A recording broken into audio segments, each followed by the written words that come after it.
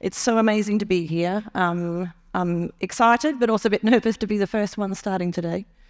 And I thought this actually came from a conference talk that I did earlier in this year. It was actually, from my perspective, a bit of a throwaway line. I was talking about some work I'd done at my previous role, and how we had turned and brought together separate teams across kind of brand, sales and product, and started to build out a revenue contribution model, actually at a publisher, which I'll talk about today. And within that, we're able to grow significantly the bottom and top line performance of Condé Nast in the commerce sector. So from that, I've now created this lovely talk. We're going to take you on a bit of a journey. Hopefully. But I actually thought it was nice when we started with a question. How many people here could actually say how much their sort of images or their production contributes to revenue performance? Okay, one. Good. All right. So what we're going to so I'll give you a bit of a context in terms of my background, and hopefully that kind of will set the scene for the conversation. I come from a very eclectic background. I don't sit in one sector. I have spent the last 15 years of my career working in product and technology across a variety of organisations, including retailers, publishing and media. But my background and training was as a photographer. And so over the last 6 months, I have gone back to having a small creative studio. It does a variety of things. It's not a one-stop shop in terms of one specific element. It's because I'm a little bit schizophrenic. I can put the hat on product for an organisation and talk business, performance, and setting up your technology platforms. And then I also work to tell stories, right? What is interesting about that is that within my background and career, I have kept them very separate, right? Which sort of sounds weird, but not. But in terms of just having a career where it was photography on one side and visual storytelling, and then it was product and technology on the other. But the revolution that is happening now has put those two worlds significantly together at breakneck speed. And it's really interesting when someone like myself can talk in two languages, ostensibly, between a visual language and a commercial one, how the worlds are very separate, right? And ultimately, the joy and the beauty and actually the opportunity is when you bring them together and you teach teams the language of one to support the language of the other. My last role was VP of Product at Condé Nast. So you may have heard them. They are a global publisher. They have about 32 brands, the biggest being Vogue and The New Yorker. And my role was to look after 9 of the brands in 11 markets, and actually to introduce commerce into the organisation. And while it might be obvious for everyone here, these acronyms like PLP and PDP, it took about 12 months for the organisation to understand what that concept actually meant. But from the work that we did and some of the projects that I did was do the first Met Gala live stream, but also build the first Vogue storefront with an amazing team that came from commerce, media, publishing, and also visual storytelling. We were able to significantly grow that business 30% year on year. A lot of it came down to very basic product analytics storytelling, no more than that. So this isn't a talk actually about which platform, which AI tool, what's available in the market, because a lot of people do ask that question. Before we even get to the technology, it is very much around the context and the question that we ask of the data. Because the beauty lies within the data stream, right? And what I mean by that, it can be anything from the metadata around your image, but it's ultimately what you are tracking and measuring in the performance of your work. The first challenge will be whether or not you are even capturing that data, right? And in many organizations, it is not captured. So you can't change what you can't see. But ultimately, once you have that data, you need to know how to interrogate it, to ask it the right questions. That has nothing to do with technology, right? Technology will speed up the process. It will allow you to optimize. It will allow you to publish faster, 10x, in your workflow. But it won't necessarily give you the answer if you do not ask it the right question. And as we kind of kicked off too, what's really interesting when you're doing buying behavior, it is at the intersection of head and heart. We talked about in terms of how we translate images, but actually a 4 or 5x conversion can actually come off the single image that you choose to put inside that box. You get the image wrong, it won't matter if you've got a highly optimized PLP or PDP. It will not matter anything in terms of that product structure. If it's the wrong image, the wrong format, the wrong style, and the wrong collection, it won't convert. So how do you understand the two stories together? Because in a product team, they'll be having their metrics often on the left, or not left, on one side, and your sales, marketing, visual team might have it somewhere else. So it's about putting those two stories together, and that's where the magic happens. Just to give that context, and specifically in the world today when we're dealing with also multiple platforms and distribution, we're not just creating for an Ecom website now. We have to do social, clips, multi-platform, distribute, in real time, convert, understand what is optimized, plus change the story of the same images at the same time to different sources, right? That workflow is incredibly complex, but ultimately, if we can nail that flow, again, you can optimize for performance. This is actually just to validate the introduction with Thomas in terms of how our minds are visually wired. I've worked a lot also in travel as well as fashion and retail, and the highest driver of conversion is the image. So in travel, it is often the bedroom, the pool, and the surroundings, right? So if you lead with the wrong image, you won't actually get the engagement to ultimately drive that conversion. When you start to add social platforms to that, it changes again. Right. So if you're looking at a clip and you'll have your e-commerce strategy within TikTok, Instagram, or any of those platforms, the attention span of the different audiences is so fast. They're scrolling, flicking, etc. You have less than a couple of seconds to engage your audience. So that's where we're starting from before we get to measurement. Because ultimately, you can't change what you can't see. Right. So as I said in the beginning, it ultimately comes down to, do you have the right data? Is it framed in the right context? What story is it telling? And how do you optimize from that? So a little bit of corporate speak, jargon, etc. Lovely acronyms. I know when I started about 10 years ago, it took me about a year and a half before I could fully understand all of them. To be fair, I don't think I still do, right? Because often in organizations, they often mean different things. But ultimately, if you're a CFO or a CEO, your top line effectively metrics are around what's your revenue and what's your profit, right? Ultimately, if you want to scale, it's the cost of acquisition of your audience. It could be the average revenue per user. It could be lifetime value. It could be your annual recurring revenue or your average order value. Or in many businesses today that are doing a mixture of subscription and commerce, it's all of them, right? Which makes it really complex if you're a product person to understand the different levers that you have to optimize performance. But in the context of commerce, it's really just a funnel. I won't say just, because the funnel itself is incredibly complex. The funnel exists in multiple places, but you're ultimately looking at your audience and how many active daily users, how many of them are new or existing, and then ultimately whether they're clicking, scrolling, what kind of conversion rate that you have, click-through rate, that ultimately drives performance. And this was a challenge, right? The last bit and the whole point of this talk is, how do you get to revenue contribution? It's not easy. And I think that within the teams that we had at Conde, it would have taken us a full 12 months to not only build the data pipeline, but then actually use it to optimize for performance. That was everything from SEO to ultimately bottom of funnel conversion. Conde didn't have a cart, but it's the same kind of paradigm that you would have in a commerce organization, right, in terms of cart abandonment, etc. But we were got to the point where we could look at feature, category, campaign, image, and I've worked with organizations where they can do model, color, and a variety of other kind of contexts.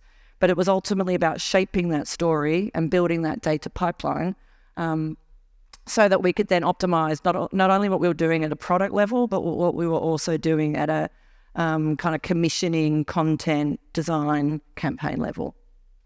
Because data tells a story, right? And our goal is to ensure that the brands, that we know where the products are, that we're capturing what the audience's needs, and then ultimately we can measure it at a template level, at an image level, at a category level, as I said. So the first part of that is your funnel performance. Has anyone kind of worked with funnel before? If no one's doing revenue contribution yet, but ultimately a map of how your audience comes in and where they drop off. And each one of them is a point where you can optimize, right? Okay. If I just kind of walk through that at a high level, it is ultimately like you have your audience that they come in, So the question is, where do they come into, right? Are they coming into direct, a PDP or a PLP or your category page? So from a marketing perspective, where are those levers? Do I get more conversion if it's social first, or is it newsletter first? Or not even first, right? Because your consumer is actually engaging with your content in all those platforms. But ultimately what we want to know off platform to on is where are those conversions being driven. And it does get complex if you're then also putting your shops on multiple platforms, right? TikTok shop versus Instagram, etc. But this is like the first kind of high level way that you would understand what your audience is doing. And from that top line insight, it would inform the kind of storytelling approach, your commissioning approach, right? So if you know the effectiveness, and we're going to get to it, of your content, then ultimately when you're seeing this kind of top line performance, you can start to play with different levers to optimize in real time. And ultimately there will be tools, and there are tools and technology, AI driven, that will do this in real time for you, right? So it will optimize, change colors, it will put different pictures at the top. If you look at any kind of platform, and it doesn't need to be commerce related, right? Whether it's a social platform, whether it's a dating platform, whether it's any kind of technology, they are optimizing their visual content for the highest form of engagement, which ultimately relates to the highest form of conversion. A very simple example of that is how Netflix do it, and they do this with 100, or thousands, in fact, of A/B tests a day. Booking.com do it. I was also watching an amazing podcast yesterday, Diary of CEO.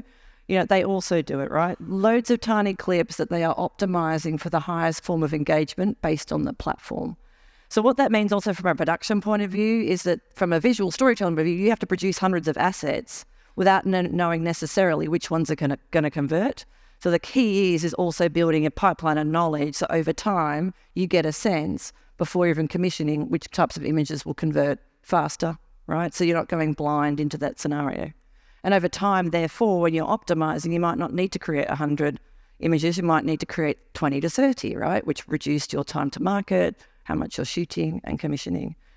But ultimately, also, when you get to a level of personalization, it's different for every consumer. It would be different more than likely by region, by gender, by age, and all the different metrics you would have around a person, and knowing about your customer. And having that flexibility of knowing that someone over, person A versus person B likes different things is really key. My job as a technologist would be to build a platform that allows for that flexibility. The work in the creative world would be to create those assets to put it into that pipeline. So then it becomes what's inside the box, right? That artwork becomes a conversion lever. In most of the organizations that I've worked at, this has never been the case, right? But in our effectively visual and audio first world now that we live in, it does need to be, right? And just by even asking about your hands, if we are not in this room talking about it, then to a CFO, you're a cost center, right? And when they're looking to cost, trim budgets, look at optimizing, they're going to look at those that create revenue and those that don't. And ultimately, actually, it's the production side or the content side that creates the revenue, but there's no way to explain that, right? So it's about bringing these two languages together so that when we're talking about how much budget you need, what's the workflow, what's the timing, you can say, well, I can also contribute X to the performance of the organization. But it is, I wouldn't say it's a new field, but yeah, as I said, in a lot of my career, what's inside the box has kind of been left to the other team, and these two teams haven't talked. But the magic truly does happen when you put it together. I had absolute, amazing pleasure and excitement doing this with an incredible team at Conde. One of them's here today, but also within the sales side and the commissioning and the marketing side is that we had a lot of conversations about the grid, the format, and it was pure art direction and not automated art direction. Like, it was beautiful layout that you would expect from Vogue that completely changed the performance of the PLP into a revenue contributing template and set of images. So how did we do it, right? So the first part of this in kind of product speak is that we built out a process of hypothesis testing. So again, it's basically A/B testing, but it doesn't have to be pure A/B testing. You can test without the technology. You can drive performance without the technology. It will take you a lot longer. But ultimately, you can get the ball rolling by just doing some basics, right? And what we did at Conde is build out a hypothesis framework. It was very process-driven. We had incredible analysts that did the work for us. But within that, and I've done that in all my organizations. So I used to work at an organization called Photoworks, which was a e-commerce creation photographic studio platform where you get your mugs and your photo books, and every single one of those is different. And so the absolute optimization, not only of the shop, but, how we were optimizing, book creation, the format, the paper that we were using was all based off this process, right? So what does it look like at the end before I talk about how we kind of created it, right? Is it really just a dashboard, right? And that dashboard had a pipeline of information that we could, as a group, interrogate together. So for number one, we did not have different metrics between the teams, right? Many teams work on different metrics, and that's where you get a disconnect between this is what the roadmap says versus what I actually need to do on my creative production line.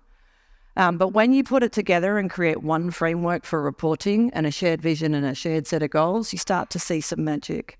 Obviously, you can't see the full data, but within this report, we could do that high level. We could tell everything from CTR, CVR, audience, traffic, channel. But as we got more granular, we could tell color, we could tell brand, we could tell, and if you go back to here, ultimately a very simple report of what people were clicking on, right? Now, again, AI will be able to does this for you, but ultimately you still have to ask it the right questions. You still need to set up the right process to understand what you're looking for. Because when you understand what you're looking for, then ultimately when you get into kind of your creation pipeline, you can start to know, okay, red starts to perform better than black. Very simple. But if red performs better than black at 10% extra conversion, that's huge to the bottom line of your organization. And if you can then report that revenue contribution to your leadership team, then ultimately they're going to invest more in either the technology or the process to do it bigger, better, faster. So within this, as I said, we could do trends. And from that, we could also see which things are performing at what price range to then build out new marketing campaigns off the back of that, right? So if we knew our audience was buying a certain brand or a certain price point, we were then creating campaigns, we were doing partnership deals and a variety of other things to, again, grow performance.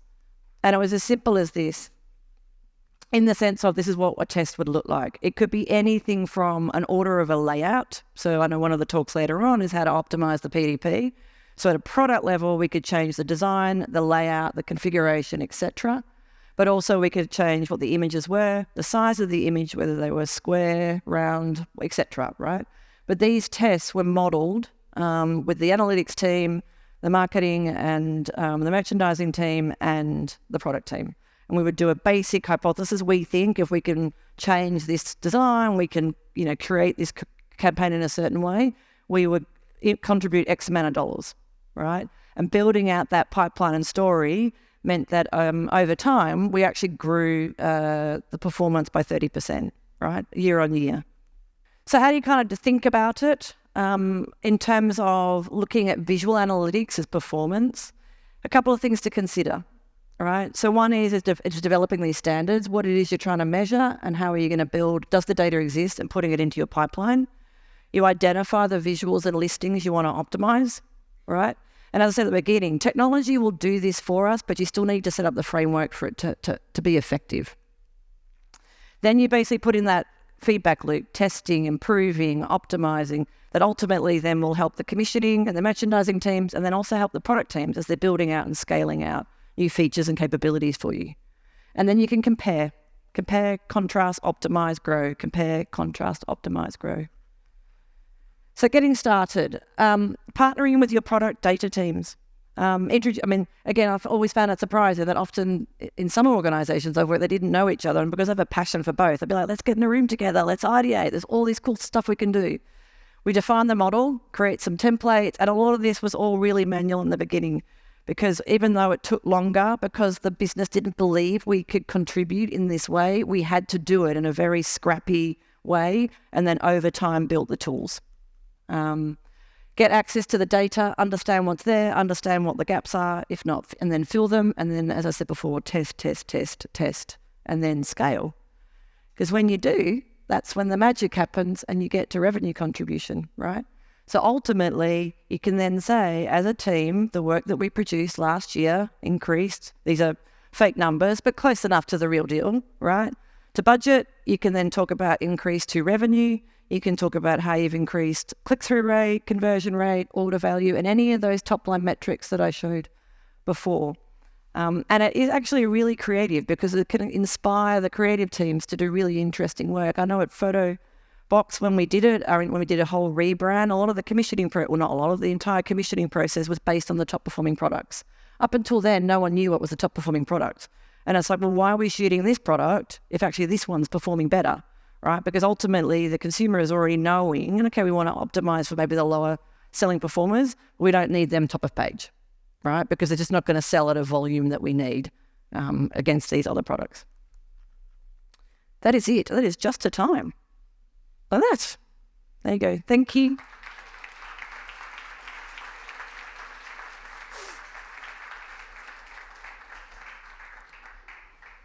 Great, Mel. Thank you. Very, very interesting. And now, Slido, ladies and gentlemen, if you have any questions for Mel, if you don't, I sure do. But let's see if we have a couple here. Good. First of all, just a show of hands, may I? How many of you are like structured working with a split test and stuff like that on like a daily basis? Yeah. Oof. Okay. Yeah. Good. No, I'm not. Because I think it's back to what you said, Mel. Often the data people and the more creative people, they're actually not that well linked. Yeah.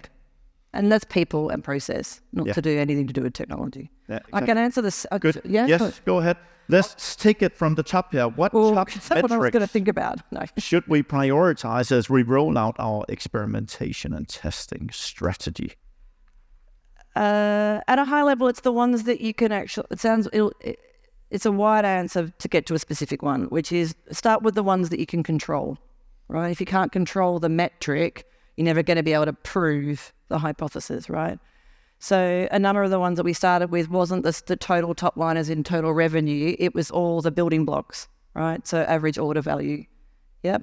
What we had as an organization, the roll-up was average revenue per user, right? So in a commerce world, it's like how much revenue, because a basket value can have multiple items, etc. And then it's understanding what moves ARPU. And often ARPU is a mixture of you can sell one product at a higher AOV, or you can sell multiple products that total the same AOV. So you have to work out which one in that basket value based on your organization. But the top one would be ARPU, and then the levers underneath. Thanks. Let's move on to the next one here. Nope, I'll take the second one from the top here. Did you have to build out an initial business case to invest into creating A/B testing content, or how did you actually go along with, getting started, right? What kind of investment did it take? Yep. So I worked with a partner, not the one I ended up with, Conde, who built in revenue contribution into a business plan and business case without talking to product. And that was a killer. It was never going to work, right? Because we didn't know where that contribution was going to come from, but I was given a target on my head that I couldn't deliver, right? So the way to actually not do that, because you then get a target and then if you don't deliver, it's like, big failure, is actually the hypothesis approach, right? Find something, it's like anything in terms of prototyping in technology, start really small so that you know that you can prove what you're doing to then build the business case with actual data, right? Rather than being given a target you can't hit and then trying to scramble and doing anything to hit that target. So that very small hypothesis framework was doing very small tests. So by doing that, we could model. And then from that, I was able to go, right, I think if we did 20 tests a year, etc., which I'm going to need this investment for an A/B experimentation platform, I'll contribute 2 million. So you start small to scale. No different to creating revenue contribution. It's the same process. Make sense? Good. And then, if I may, I'll jump to the anonymous one, the second one from the bottom here. How do you approach the cannibalization aspects? Red performs better than black, for instance, but if everything is red, how does red then all of a sudden perform? Ultimately, consumer time, attention, wallet is somewhat limited. Correct. So the answer to that one is kind of in those words. Data. When you ask a single question of data, it's also a falsehood, Sounds weird, right? Like if you only look at one data set, so say only red, you're not looking at the totality of all your metrics. So the slide I had before that had the full map, because it's a false god then. If it's like, here's red, we'll do more red, red wins. Well, once you do more red, you won't. It'll go down instantly, right? So it's about going back to it's a little bit, I don't know, a dance of those metrics. I'm not sure I'm going to fully answer it, but it's being able to say, right, well, red performs better, but we might do a campaign of red and see how it performs, which would be the next test. I know that we did that in terms of there was a whole campaign at Condé about like black dresses, right? Because we'd done a whole kind of curation of like lots of mix of colours, but it seemed that they were always buying black. So they did a black campaign and yeah, it performed, but it didn't become core to the merchandising approach. So it's that mixture of you might run a short campaign to bump a target, but your actual curation and merchandising strategy has to be more long-term. The thing about a hypothesis is very quick, so you can scale and test, but ultimately you still need a long-form strategy that you're working towards. Yeah. But that's actually, I have a question about that, because when you're talking about some of these metrics that you're mentioning, right? Conversion rate, acquisition cost, and all of that stuff, basket size, it's very transactional. Yes. Very transactional. And everything we do here as creatives, right? It might be images or visuals for Ecom, but it still has an impact on the brand, right? And how do we avoid getting so focused on the transactional data that we damage our long-term brand, right? I don't think that's an asset for us. Yeah, but I think, again, it's a falsehood to assume that the transactional isn't inherently creative if you use it properly, right? Okay. So I agree, like if you're working with a CFO, they're not creative, yeah? They just want to see their performance, they want to see the growth, everyone wants their bonus, let's move on, right? And actually the core is if you have and there's a trend at the moment, performance marketing has kind of ruled the world, but we're all sick of it as humans, right? Because everything looks the same, all the templates look the same, to an extent, all the AI looks the same. But as humans, we want stories, right? And a really good, and it's a nice swing, is back to brand marketing, is that humans want the mix of both. But then you get into a different kind of market testing. But I would go, the answer is when you put the two teams together and you have a shared vision and a shared goal, you create the creative story and the data is there to make it a reality, right? And if it doesn't work, you're going to have to shift your creative strategy. But ultimately, if the two go together, you will get, I've seen it every time, you will get growth. It's when they're separate that you don't. Then I'll take a question from Rich here. What was the biggest challenge you encountered during the journey towards optimization? Because there's also a management perspective in this, right? And change readiness and stuff like that. But how do you... Teaching people how to do it. It took me forever to kind of really understand, but a lot of it was the time to invest in I suppose, training the teams to understand. Because if you've not worked in it before, it takes time. And then also having the faith that by the time you get there, I go back to, you have to be able to speak the language of the CFO or the finance team as much as you need to speak the language of the creative, and that is hard. But the challenge was actually getting it to bed in as a process. Last question. I'll go to the bottom here. Apart from the funnel metrics that we're talking about and all the transactional ones, do you recommend using heat mapping tools to optimize PDP pages? If so, do you have tech recommendations? I don't have, but I know people in the room that will. All combined. That's why I said if you look at data in isolation and just look at the transactional data, and in that report, we actually had transactional, visual, and the design teams were using more qualitative methods like user testing and research as well, and heat maps, because also heat maps are really good in the design phase as opposed to in the performance phase. It's different parts of the process. Yeah. But you do a combination of both because that helps the designers maybe optimize the template, move things around, make an image bigger, actually turn an image off. It'll sound weird. Sometimes making images smaller actually helps drive conversions. You've got to be working together as a team because what's outside the box, which is the template, just matters just as much as what's inside the box, i.e. the image or the video. Thank you. Amazing. Word on it.